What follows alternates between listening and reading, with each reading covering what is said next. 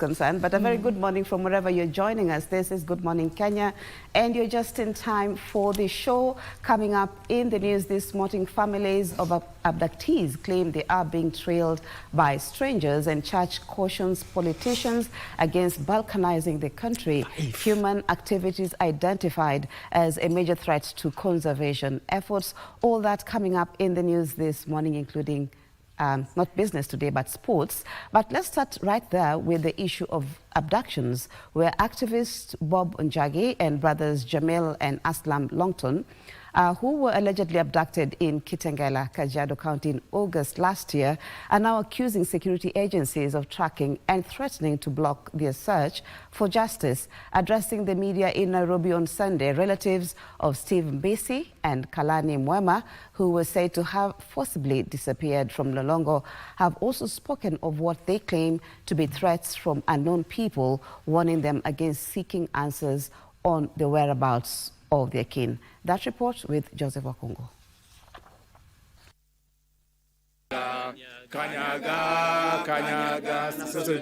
With pressure mounting on the state to explain recent cases of alleged abductions and extrajudicial killings reported in the country, victims of the said crimes, together with their families, are demanding accountability from security agencies. Speaking in Nairobi on Sunday, the three people who are reported to have been abducted in Kitengela in August last year said unidentified people have been tracking them. On January 5th, 2025 at 6 a.m., I noticed a black Subaru Outback with a registration number KDP 044J with tinted black windows, black tinted windows, trailing me during my morning run in Kitengela. The exact vehicle was also seen surveilling Jamil and Aslam Longton. We do sincerely apologize for that technical hitch. You can be rest assured that our technicians are working on it. So let me give you the first story again, where activist Bob Njagi and brothers Jamil and Aslam Longton, who were allegedly abducted in Kitengela, Kajiado County in August last year, are now accusing security agencies of tracking and threatening to block their search for justice. Addressing the media in Nairobi on Sunday, relatives of Steve Mbesi and Kalani Mwema, who were said to have forcibly disappeared from Lolongo, have also spoken of what they claim to be threats from unknown people, warning them against seeking answers on the whereabouts of their kin. That report as compiled by Joseph Wakungo.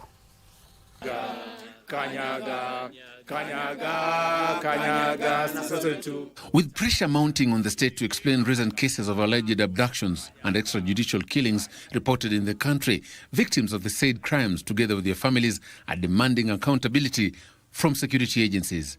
Speaking in Nairobi on Sunday, the three people who are reported to have been abducted in Kitengela in August last year said unidentified people have been tracking them. On January 5th, 2025 at 6 a.m., I noticed a black Subaru Outback with a registration number KDP 044J with tinted black windows, black tinted windows, trailing me during my morning run in Kitengela. The exact vehicle was also seen surveilling Jamil and Aslam Longton on multiple occasions. Relatives of Steve Mbesi and Kalani Mwema, who were said to have been forcibly disappeared in Mlolongo in December last year, have also claimed to have received threats to abandon calls for action over the disappearance of the duo. I began receiving numerous threatening calls, warning me to stop pursuing the case. The caller warned me that I would also be forcibly disappear. Someone who claimed to be a police officer, he told me that my brother was in Lamu and would be released that night. However, he also wanted me to keep this information to myself or risk my brother heading up in morgue. According to the Kenya Human Rights Commission, tens of Kenyans' whereabouts remain unknown. The activists want the state to defend witnesses with crucial information that will help in investigation and prosecution of perpetrators of the violations. The numbers that we have since the protests began, 89 Kenyans have been enforcedly disappeared. But as of today, 29 are still missing. We demand an immediate, independent and transparent investigation into the cases of Bob Njagi, Jamil Longton, Aslam Longton, Justus Mutumwa, Martin Mwau, Steve Mbisi, Kalani Mwema, and all other victims and survivors of enforced disappearance. Our comrades, viva! Viva! Down, down with the abductions, down! Down! To politics now, where a section of leaders allied to the Kenya Kwanza Alliance are appealing to all leaders to preach peace and avoid divisive politics that will undermine national unity. The leaders who spoke separately urged Kenyans to disregard utterances from political factions out to undermine the country's top leadership development agenda. A section of elected leaders led by Kakamega Governor Fernandes Baraza were at a Thanksgiving church service in Lugari. Here, the leaders warned against divisive rhetoric, which they said could hinder national progress. Wanaendelea kuwazungumzia mambo ya ukabila. Ukabila lazima tuachane naye. Magavana wote tuko nyuma yake, tutamuunga mkono mwaka wa 2027.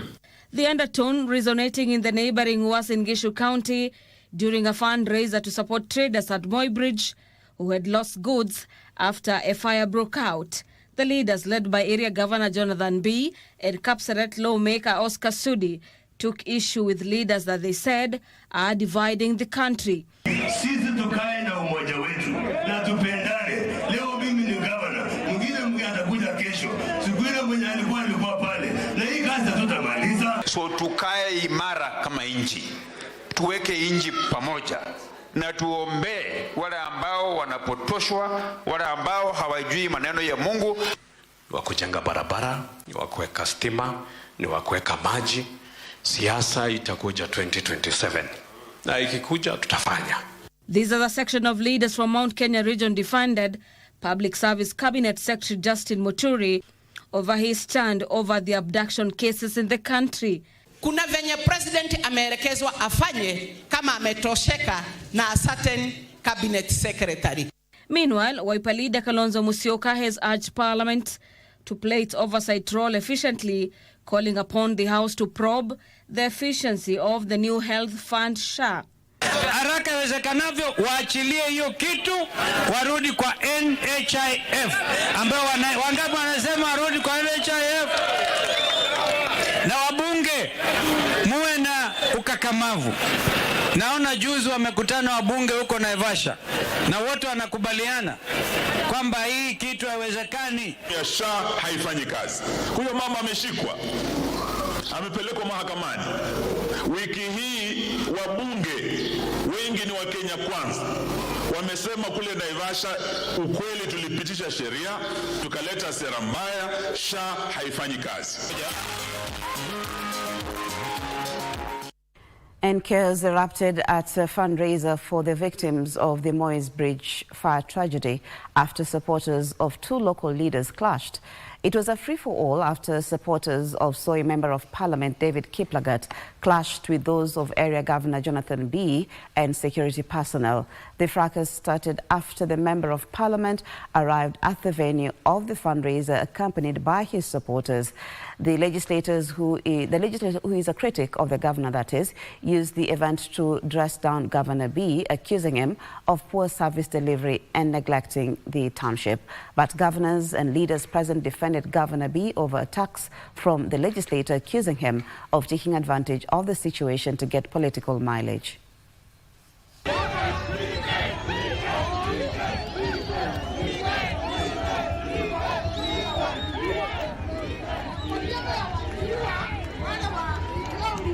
Hakuna mtu anaweza kuja kusema anaweza panga siasa ya Soy. Ni nyinyi peke yenu mtapanga siasa ya Soy. And I say, DK is not the problem. The problem, mtalitoa 2027. Mapana kuja kunipiga kelele hapa ovyo, wewe hata hiyo gavana. Nani aliwaambia sisi magavana ni watu ya kuchezewa na kutukaniwa kila siku? Sisi pia tulichaguliwa na wananchi. Mimi nimekuja asubuhi, nimeenda kanisani. Tumeomba Mungu kule. Tumepeana pesa ya kanisa pale. Nilikuwa najua hapa mnatukaribisha tusaidie waathiriwa. Lakini mimi nimeshangaa vituko nimeona hapa. Wacha niambie nyinyi. Mimi nataka tu kuomba viongozi tukue watu wa heshima. Wakati hata shida hapa, iko shida pale, tufanye kwa njia ya heshima.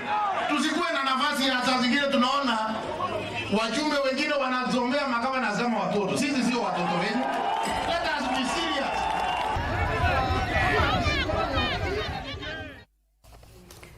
The Anglican Church of Kenya Archbishop Jackson Ole Sapit has raised concern over the rise of what he terms as ethnically skewed rhetoric. The cleric has warned that heightened ethnic mobilization by political leaders laced with threats is likely to jeopardize national cohesion. Presiding over the retirement of Bishop Cletio Gary Ogeto from SEK Upper Southern Nyanza Diocese at St. Philip's Church, Kisii Town. Tunajua mengi ambayo yanaendelea na mengi ambayo tumeshuhudia. Anglican Church of Kenya Archbishop Jackson Ole Sapit cautioned politicians he claims are beating the drums of war through ethnic mobilization. We are also beginning to hear heightened political rhetoric and a lot of mobilization. Again, as usual in Kenya, we mobilize according to tribes and regions. And we can now see and can say the threat to cohesion in Kenya. Sapit says Kenyans are peace-loving and should therefore not be set up against each other. This will not give Kenya peace, and if we continue this way, this will become a national security issue. He called on Kenyans to reject politicians bent on taking advantage of the country's ethnic diversity to create hostility to achieve selfish ends. But we're also asking Kenyans to be patient with one another. Let us not listen to what politicians are telling us. Let us know that your neighbor is your neighbor, irrespective of the language they speak. They are still your neighbors. The church, in the meantime, has called on the government to speed up the implementation of its campaign pledges. We are waiting to see whether those pledges is going to be done. Bishop John Okinda, the overall overseer of PEFA Kenya, while making the calls, also called out the political class, accusing them of convoluting public affairs for political gain. And Nyaga Cairo Primary School in Mugwe Ward, that is in Chuka Igamangombe constituency in Tharaka Nithi, is on the brink of closure following pupil shortage. When schools opened for the term 1 of the 2025 academic calendar, only 3 pupils reported back. The school is reported to have been struggling with pupil shortage for years, with learners having never exceeded 40 at any time. Primary School in Mogwe, Tharaka Nithi County. A deserted compound tells the tale of a school in dire need of learners. Since schools reopened in January, only 3 pupils have reported. Most of the classrooms are empty, with learning having last taken place in October 2024. The 7 teachers in the school arrive every morning full of expectation, only to return home without any sign of chalk dust on their hands. Juu kila wakati walimu wanakuja wanashinda hapa na hakuna kitu wanapata. Tuongee ukweli. Na sasa watoto wanarundi wanaenda, hatujui shinda ni nini. Juu walimu wanakuja shule, hatujui ni nini inaendelea. Watoto watatu uwezi kunja hapa mkiwa 8. Mkuje mmekuja shule. Ni lazima mfanywe kazi nyingine bana. Juu kwa sababu ya nini? Utafanya kazi gani? Hakuna watoto, umekuja shule, unakuja kusomeza nini? As questions linger as to what might have caused the shortage of learners, parents have been urged to take their children back to school. Aki tafadhali tumemuomba, tusaidie ni shule yetu irundi. Ndio sababu hii shule yetu ikiisha hata sisi hatujui tuko wapi. Please. Saidini mbega kwa mbega. Muone watoto wameingia shule hii. Kwa sababu mkikataa hiyo, the school will be closed. And if the school is closed, your life is also closed. In 2021, the school had an enrollment of 71 pupils, a number that has dropped over the years.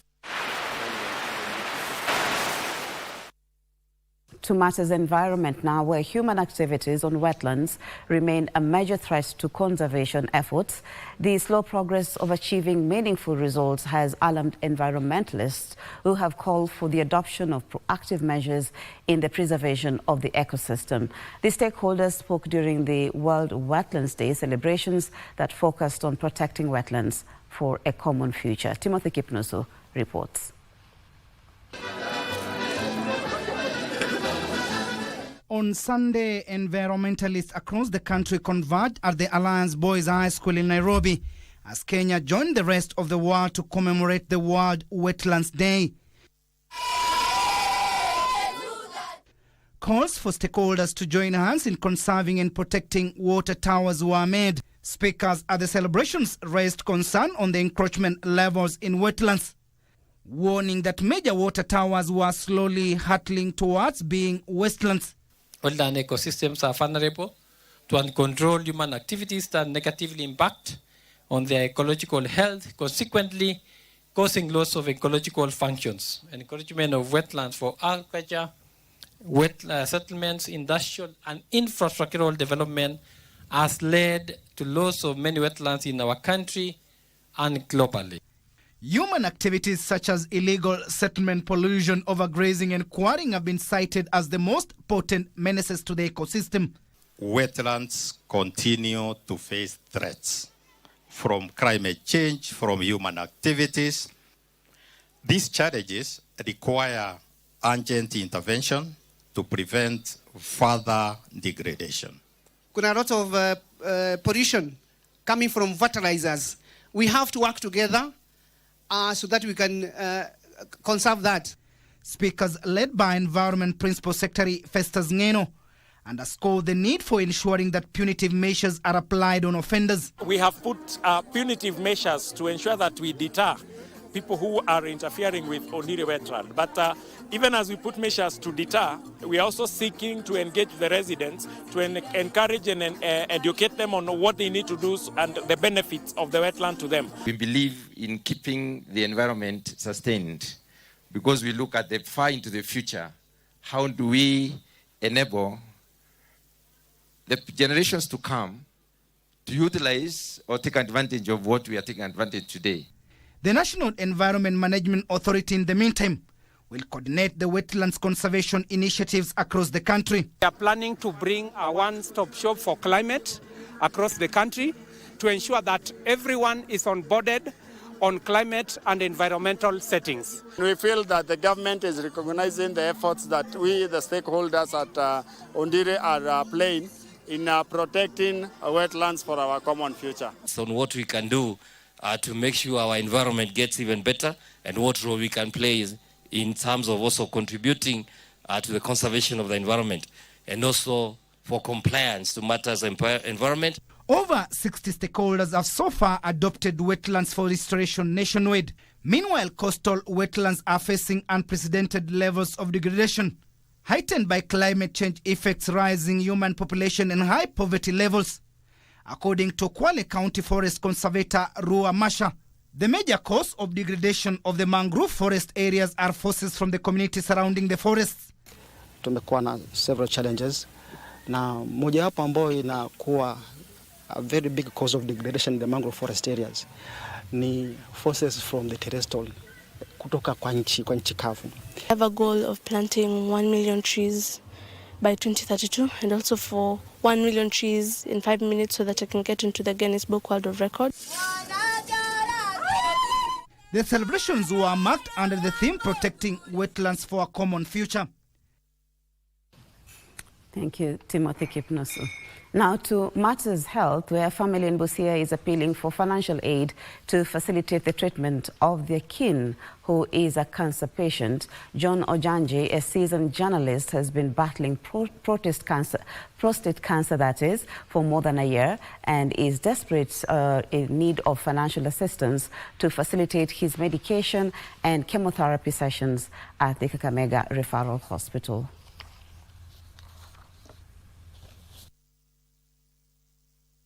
For a year now, John Ojanji has been battling prostate cancer. Nimekuwa na tatizo la prostate cancer kuanzia mwezi wa Februari mwaka jana.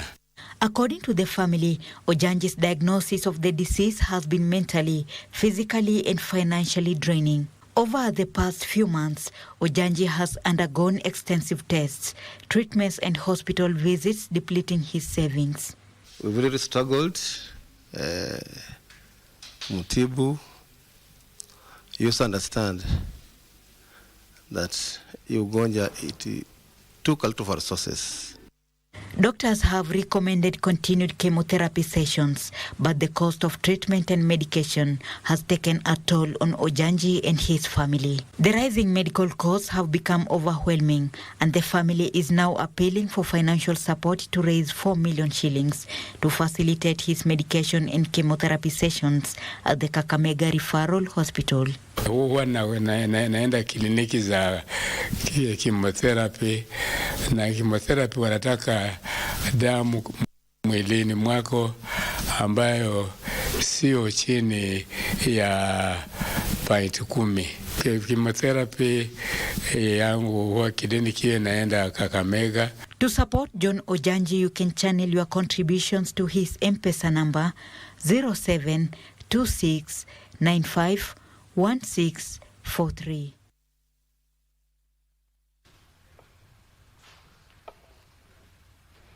A look now at sports, where Kenya's Mombasa Sports Club women team was in imperious form as they thrashed El Nasser of Egypt 9-0 on match day 3 of the Africa Cup for Hockey Club Championship ongoing in Egypt.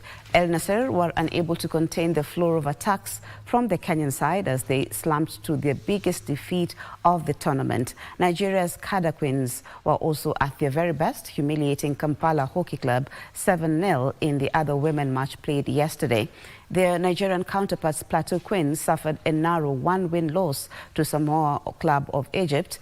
In the men's encounter, Kada Stars, also of Nigeria, struggled to scrape a 3-2 win over Port Ford of Egypt. The tournament, which began on the 30th of last month, will come to an end this Friday.